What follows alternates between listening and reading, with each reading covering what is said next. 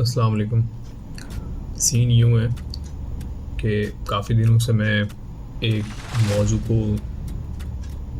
ज़ेर बहस लाने की कोशिश कर रहा था और डिस्कस करने के लिए काफ़ी गौर व फ़िक्र कर रहा था। कभी कभी मेरा दिल कहता था कि मुझे इस बारे में वीडियो नहीं बनानी चाहिए, लेकिन फिर मैंने काफ़ी सोचा जब इस बारे में, तो मैंने कहा कि नहीं, मुझे इस बारे में बात करनी चाहिए क्योंकि ये काफ़ी इम्पॉर्टेंट टॉपिक है और ये टॉपिक जो है वो उन नौजवानों से रिलेटेड है जो कि उम्मत की फ़िक्र करते हैं और चाहते हैं कि कोई हकीकी तब्दीली रूनुमा हो जाए।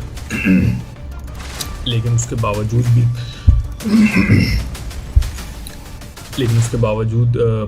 जो है वो हालात, वाक़यात और सिनेरियोज़ कुछ इस तरह के हैं जो कि इस वक्त उम्मत के फेवर में नहीं है और मुसलमान जो है वो दुनिया भर में बुरी तरह से मार खा रहे हैं। बेसिकली मैं अपनी बारे में ही बात करना चाहूँगा और ये मामलात शुरू होते हैं सन 2003 से। सन 2003 में मेरा जो है वो पहली मरतबा इस ग्रोह के साथ जो है वो गायबाना वास्ता पड़ा। वो इस तरीके से वास्ता पड़ा कि भाई, हम जो है बचपन में मुफ्ती तकी उस्मानी साहब के बहुत बड़े फ़ैन थे। उसकी वजह ये थी, मुफ्ती तकी उस्मानी साहब के दारुल कराची से एक अखबार शाया होता था जिसका नाम था इस्लाम। उस अखबार का एक मैगज़ीन आता था जिसका नाम था बच्चों का इस्लाम, और उस ज़माने में मैं जो था 6 या 7 क्लास में शायद पढ़ता था और बाकायदगी के साथ मैं जो हूँ इस अखबार का एक आर्टिकल इसमें छपता था जिसका नाम था खिलाफत राशिदा कदम बा कदम।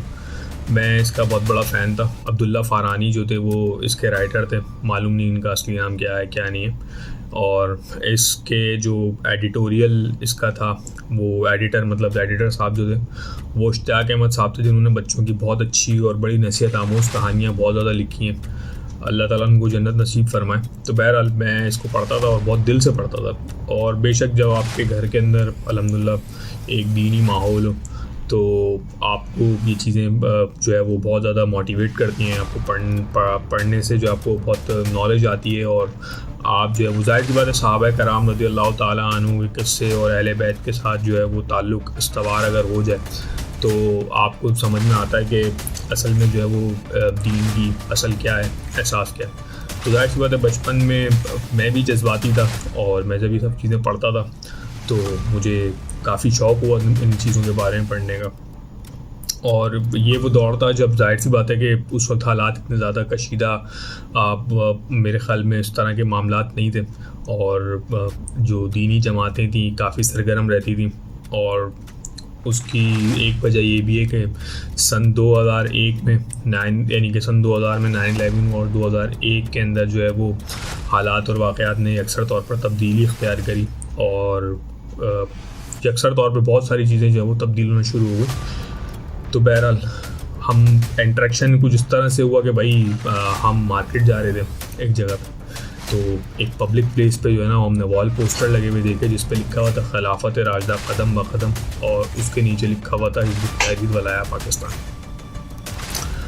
अब भाई जैसे ही हमने ये वॉल पोस्टर पढ़ा तो हमारे तो 14 तबक रोशन हो गए, क्योंकि 14 तबक रोशन होने की असल वजह ये थी कि हम तो ये आर्टिकल जो है वो कई सालों से पढ़ते आ रहे थे। कम से कम मेरे ख्याल में मैं सन 2000 से ये आर्टिकल पढ़ रहा था। खिलाफत राशिदा का जो तसलसल था, जिस तरह से खिलाफत राशिदा कायम हुई और मुसलमानों ने फतवात हासिल करी, उसके बारे में था। तो मुझे एक मोहब्बत सी हो गई थी इस सारे सिनेरियोज़ में, ये सारे हालात और वाक़यात को पढ़ते हुए। फिर जो था वो मैं ज़ाहिर सी बात है अखबार काफ़ी ज़्यादा पढ़ता था क्योंकि हमारे घर में अखबार आता था और अखबार जो था वो ज़ाहिर सी बात है दीनी अखबार आता बाद में, जिस पर पाबंदी लगा दी थी मुशर्रफ ने। तो उसके अंदर जो हालात और वाक़यात होते थे तो उसको पढ़ के जो है वो ज़ाहिर सी बात है दिल जो है वो कटता था कि फ़लस्तीन के अंदर मुसलमानों की हालत हो रही है, कश्मीर में क्या हालात हैं, अफ़गानिस्तान के अंदर क्या सूरत हाल है।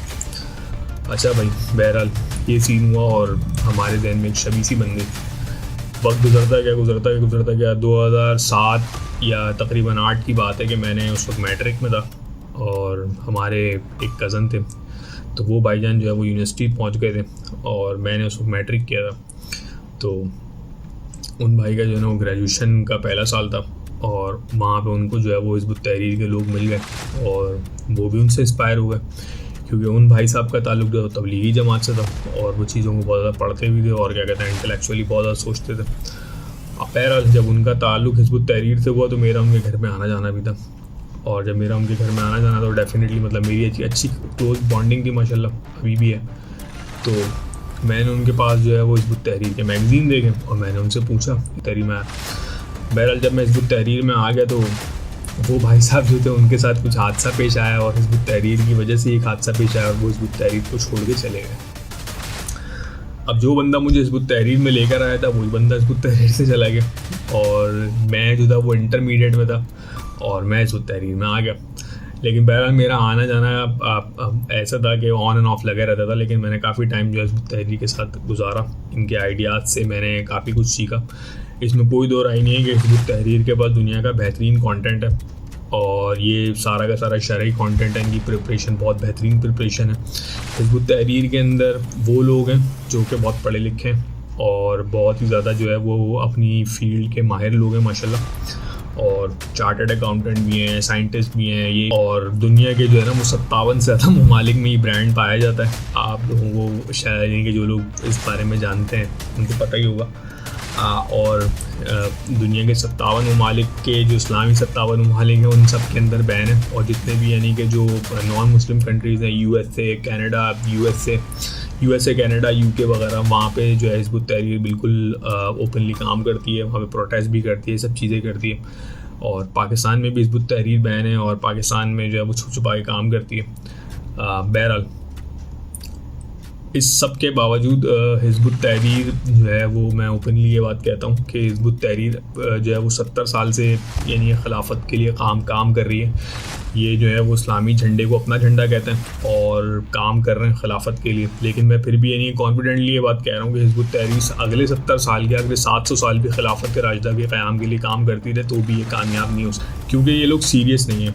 और इनके नॉन सीरियस एटीट्यूड का अंदाज़ा आप इस बात से लगा लें कि हिज़्ब ut-तहरीर की जो मेन लीडरशिप है वो कहाँ है, ये कोई भी नहीं जानता। हिज़्ब ut-तहरीर के अपने लोग भी नहीं जानते। इनका अमीर जो है वो शेख अता बिन खलील अबू अता रश्ता साहब हैं और ईद बकरा ईद पे जो है वो उनके ऑडियो पैगामात आ जाते हैं। तस्वीर तो कभी आती ही नहीं है और कभी कोई लीफलेट आ जाता है उनका, उस पर लिखा हुआ मतलब होता है। ये लोग एनालिसिस वगैरह करने में, इंटेलेक्चुअल बातें करने में बहुत ज़्यादा माहिर हैं, लेकिन उसके बावजूद भी हिज़्ब ut-तहरीर के जो लोग हैं ये बातों को बहुत ज़्यादा मैनिपुलेट करते हैं और मैं खुद इस बात का शाहिद हूँ। इसमें मुझे कोई दो राय नहीं पाई जाती कि अपने मतलब के लिए जो है वो किस तरह से कहाँ पे बातें मैनिपुलेट करते हैं, किस तरीके से जो ना वो चीज़ों का गलत इस्तेमाल करते हैं बातों का और लोगों को डेविएट करते हैं। और ऐसा कोई एक वाक़या नहीं बल्कि ऐसे कई सारे वाक़यात हैं जो कि ये इस बात की निशानदेही करते हैं कि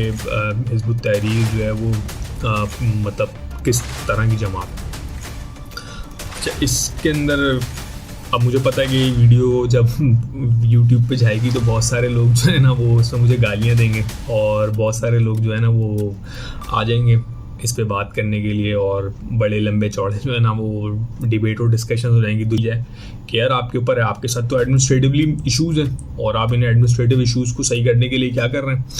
तो भी कहते हैं यार आप हमारे एडमिनिस्ट्रेटिव इश्यूज़ हैं, हम ठीक है हाँ हैं, आप एक काम करें कि आप जो है वो अपनी पार्टी बना लें। अरे भाई पार्टी जब एक उम्मत के अंदर पार्टी है तो हम पार्टी दूसरी पार्टी क्यों बनाएं, ठीक है, सबसे पहली बात तो ये। और जब दूसरी पार्टी अगर हमें दूसरी पार्टी बनानी है तो इसका मतलब तो ये है कि हम इख्तलाफी बात करें। अमीर को जो है ना वो पता नहीं यानी कि वो गैब इमाम समझते हैं, अल्लाह माफ़ फरमाए, इस स्ट्रक्चर को चलाते हैं। अगर उसकी तारीख़ थोड़ा सा अगर इस्लामी तारीख़ का मुताला किया जाए तो इस्लामी तारीख़ के अंदर हसन बिन सब्बा जैसा एक जो है ना वो फितना गुजरा है। हसन बिन सब्बा की जो तंजीम थी उस तंजीम का फितना भी कुछ इसी तरीके का था, मतलब उसका पार्टी स्ट्रक्चर भी इस तरह का था, वो कभी मंजर आम पर आता ही नहीं था। अब मसला ये है कि ये लोग कहते हैं यार सुन्नत, हम सुन्नत को फॉलो कर रहे हैं, हम सुन्नत के साथ हमने इज्तिहाद किया हुआ, ये क्या इज्तिहाद मांग लो तो इज्तिहाद नहीं होता इनके पास। कभी इनसे जो है ना वो जिस चीज़ के बारे में बात कर लो तो वो आए बाय शायद हम कर लेते हैं।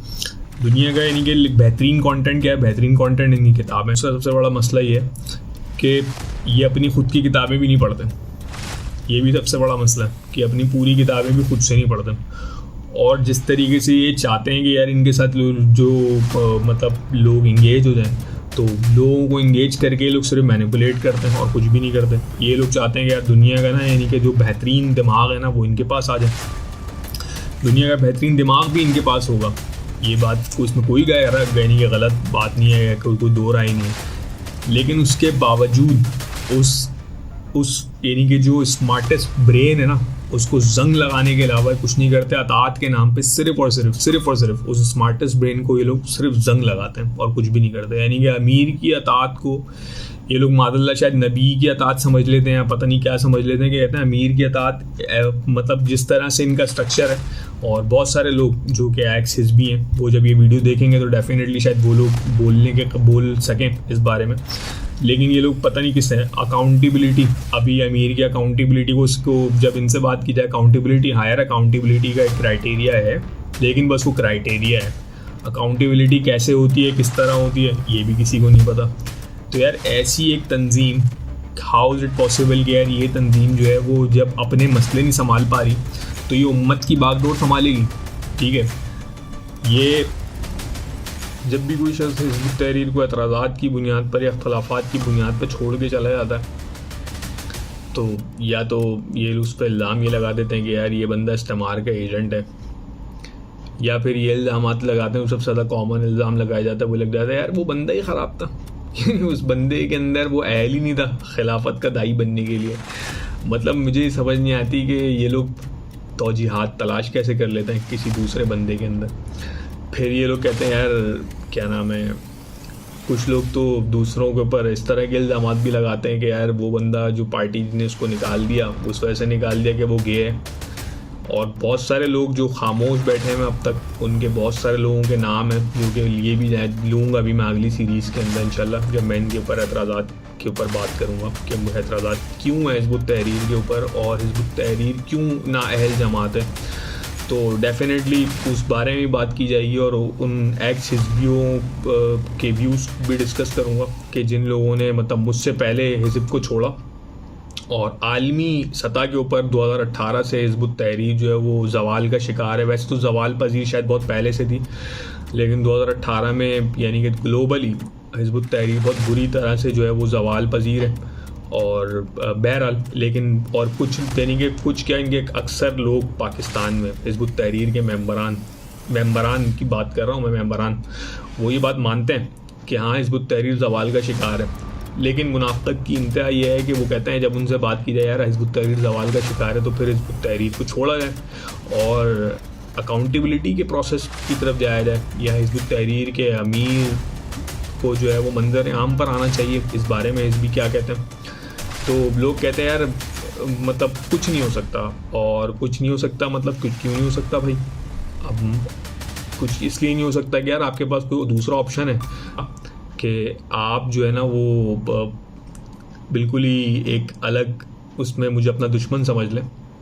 और अगर आपको दुश्मन समझना भी है तो यार ये आपकी अपनी मर्ज़ी है, आप दुश्मन समझें, मुझे बिल्कुल समझें, क्योंकि मैं दुश्मन आपका इस वजह से नहीं हूँ कि मुझे आपसे कोई ज़ाती मसला है। मुझे दुश्मन आपका मैं इस वजह से हूँ कि आप एक तो कलमे का झंडा इस्तेमाल कर रहे हैं। ये झंडा जो है ना वो आपके घर का झंडा नहीं है बल्कि इस्लाम का झंडा है। तो डेफिनेटली अगर इस झंडे का कोई मिसयूज़ करेगा तो हम उसके अगेंस्ट खड़े होंगे, बात करेंगे। अगर आप जो है वो कुरान सुन्नत की दलील को मैनिपुलेट करेंगे तो डेफिनेटली हम आपको अकाउंटेबल समझते हैं और करेंगे। अगर आप जो है वो नबी पाक सल्लल्लाहु अलैहि वसल्लम की सीरत का गलत इस्तेमाल करेंगे तो बिल्कुल हम समझते हैं इस बात को कि हम आपको अकाउंट करेंगे और आप अकाउंटेबल हैं इस चीज़ के लिए। ठीक है, हम भी बिल्कुल गुनहगार लोग हैं और ऐसा नहीं है कि मतलब हम जो है वो कोई दूध के धुले में, लेकिन आप उम्मत की जिम्मेदारी और लीडरशिप संभालने की बात करते हैं तो डेफिनेटली जहाँ आप गलती करेंगे वहाँ पे आप अकाउंटेबल हैं और आपको होना भी चाहिए। अब मसला ये है कि क्योंकि ये लोग जो है मैंने जैसे कि पहले कहा कि अपने अमीर को शायद नबी की जगह समझते हैं माज़अल्लाह, तो अमीर के बारे में गलत बात बर्दाश्त करना इनके लिए बिल्कुल आपे से बाहर हो जाता है। बहुत सारे लोगों के लिए माजी में भी देखा जा चुका है और एक टाइम पे शायद मैं भी ऐसा ही था, क्योंकि मैं भी ये नहीं कि हिज़्ब तहरीर में रहा हूँ। और इस तरह की बहुत सारी चीज़ें जो कि जिस पे हम डिबेट करेंगे।